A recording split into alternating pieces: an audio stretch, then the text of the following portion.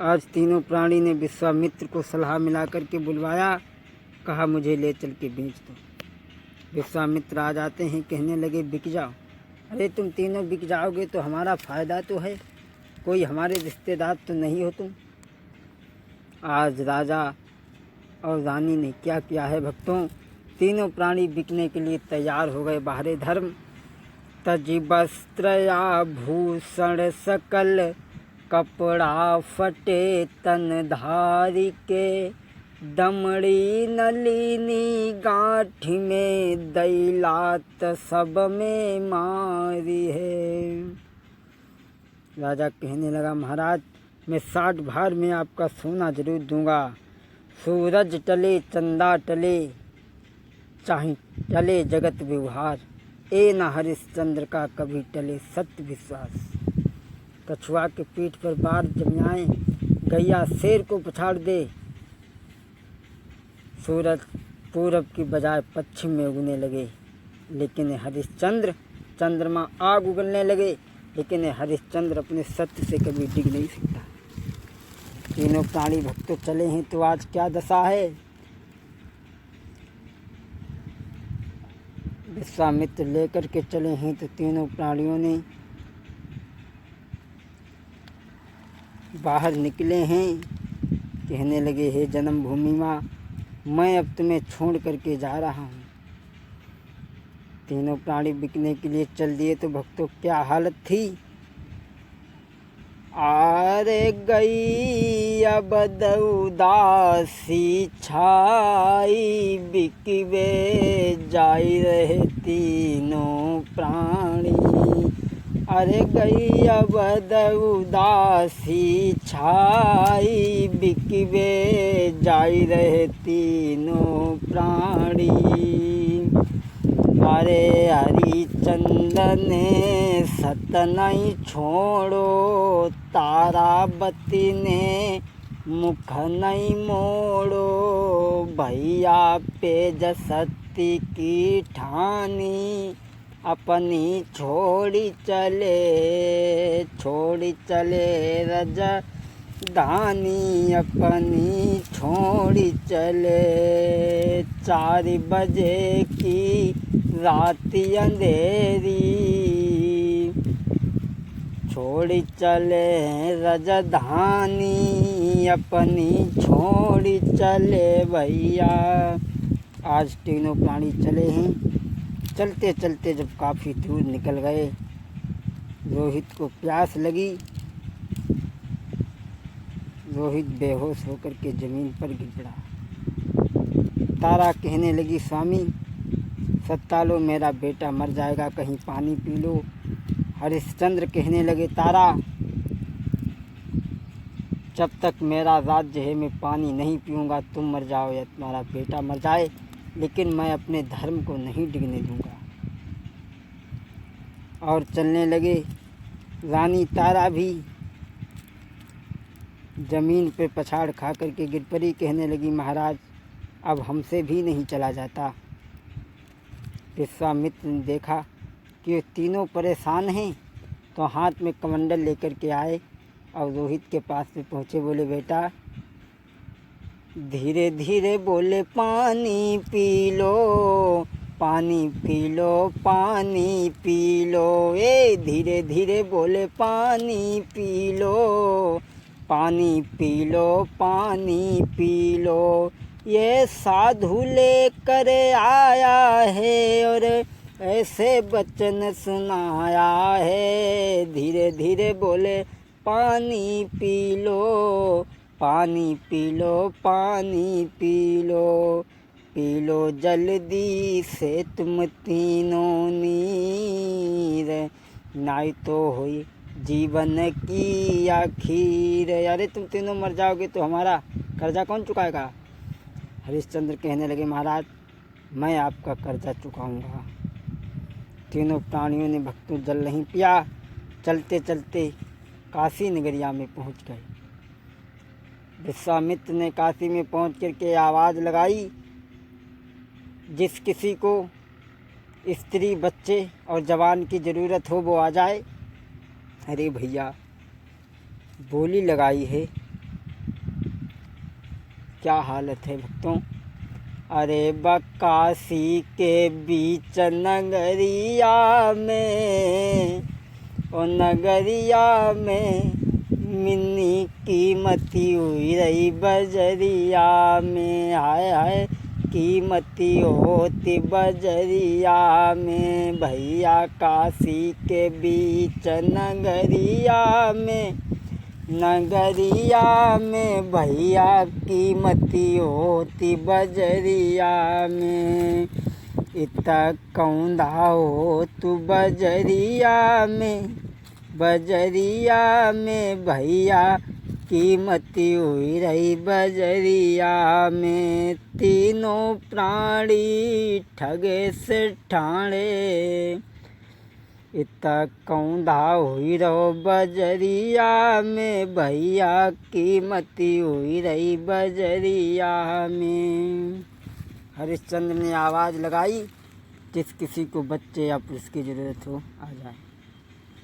एक आ गया, कहने लगा महाराज कितने में बेचोगे? बोले 20 भाग सोना इसका, 20 भाग सोना इसका और 20 भाग सोना इसका। बोले महाराज कुछ कम नहीं करियो? बोले कम नहीं करेंगे कि सुबह से मूड ख़राब करके रखा है, लेना हो तो लो, नहीं चलो आगे बढ़ के। उसी वक्त भक्तों एक ब्राह्मण आ जाता है और उसने रानी तारा को 20 भार सोना दे करके खरीद लिया और पुत्र को 20 भार सोना दे करके उसने खरीद लिया। जब तक एक कालू नाम का मेहतर आ गया, उसने पूछा इसकी कीमत क्या है इस जवान की? बोले इसकी 20 भार सोना है। उसने राजा हरिश्चंद्र को खरीद लिया भक्तों, लेकर के चलने लगी। राजा सोचने लगा आज मैं अपने हाथों के सामने, अपनी आँखों के सामने अपनी पत्नी और बच्चों को बेच रहा हूँ भक्तों। अरे आँखिन भरो भूप के नीरे, और बिक गए आज बे तीनों प्राणी। आँखिन भरो भूप के नीर, तीनों बिक गए भैया प्राणी। तीनों प्राणी बिक गए भक्तों। इधर रानी तारा ब्राह्मणी के घर में काम करती है और रोहित पूजा के लिए रोजाना फूल तोड़ करके लाता है। इधर हरिश्चंद्र को ले जा कर के कालू मेहतर ने एक घड़ा पकड़ा दिया, कहा ले घड़ा तू नीर भर के लाएगा जमुना से। घड़ा भर के लाते हैं और एक दुकान नियुक्त कर दी, कहा कि तुम इससे ही राशन पानी लेते रहना और खाते रहना। हरिश्चंद्र ने उस दुकान से दाल आटा चावल लिया, भोजन बनाने के लिए बैठे और बना कर के जैसे ही खाने के लिए तैयार हुए तो कपटी विश्वामित्र ने आकर के भिखारी के रूप में आकर के कहने लगे मैं 4 दिन का भूखा हूँ, मुझे भोजन नहीं मिला। हरिश्चंद्र सोचने लगे अरे मैं तो 2 ही दिन का भूखा हूँ, ये 4 दिन का भूखा है, तो सारा भोजन उस भिखारी को दे दिया।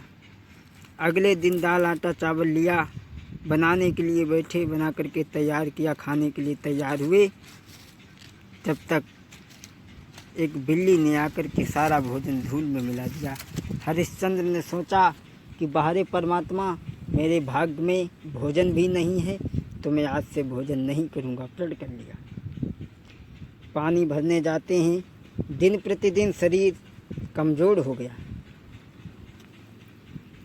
शरीर में इतनी शक्ति नहीं है कि वो घड़ा उठा सके। घाट पे पहुँचे, घड़ा को भर लिया। अब देख रहे हैं कोई आ जाए तो घड़ा उठवा दे, लेकिन वहाँ कोई नहीं आया। शाम के समय वही रानी तारा आ जाती है। हरिश्चंद्र ने देखा तारा अब तुम आ गई हो तो मेरा घड़ा उठ जाएगा। तारा क्या कहने लगी, स्वामी मैं तुम्हारा घड़ा नहीं उठवा सकती। हरिश्चंद्र कहने लगे रानी मेरा घड़ा उठवा दे। अरे रनिया उठवाई दे गगरिया मेरी जल से भरी रनिया, उठवाई दे गगरिया मेरी जल से भरी। ने का थोड़ो सहारो लगा मेरे प्यारी, उठ जाई घड़ा हमारो रनिया, उठवाई दे गगरिया मेरी जल से भरी। रानी मेरा घड़ा उठवा दे। अरे कालू मेहतर को मैं नौकर हूँ, देवे लाखों गारी है अगर मुझे देर हो गई तारा। अरे कालू मेहतर को मैं नौकर हूँ, लाखों देवे गारी, लेवे डंडन ते खबरिया, उठवाई दे गगरिया मेरी जल से भरी। तारा तारा कहने लगी, महाराज मैं तुम्हारा घड़ा नहीं उठवा सकती। क्यों? तुम्हारे हाथ में एक मेहतर का घड़ा है और मेरे हाथ में एक ब्राह्मण का घड़ा है। मैं घड़ा तो नहीं उठवा सकती हूँ, मेरा धर्म नष्ट हो जाएगा, लेकिन मैं तुम्हें युक्ति बता सकती हूँ। जल गहरे में घुसी जाऊँ स्वामी, और ने कसारो पानी को मिली जाएगो। आप जहले घर में जल में घुस जाएं और घड़ा को उठा लें। हरिश्चंद्र कहने लगे, तारा अब तुमने तो मेरा घड़ा नहीं उठवाया, अब मैं खुद अपने हाथों से उठाऊंगा। भक्तों, अरे विपत्तिया थोड़े दिन की, पातलिया भैया काटे से कटी जाइए के विपता थोड़े दिनन की, पातरिया भैया काटे से कटी जाइए। अरे तुम भंगी घर करो नौकरी, अरे के हम धन भरे मिसुर घर, गागरिया काटे से कटी जाइए के अब जा थोड़े दिनन की, पातलिया भैया काटे से कटी जाएगी।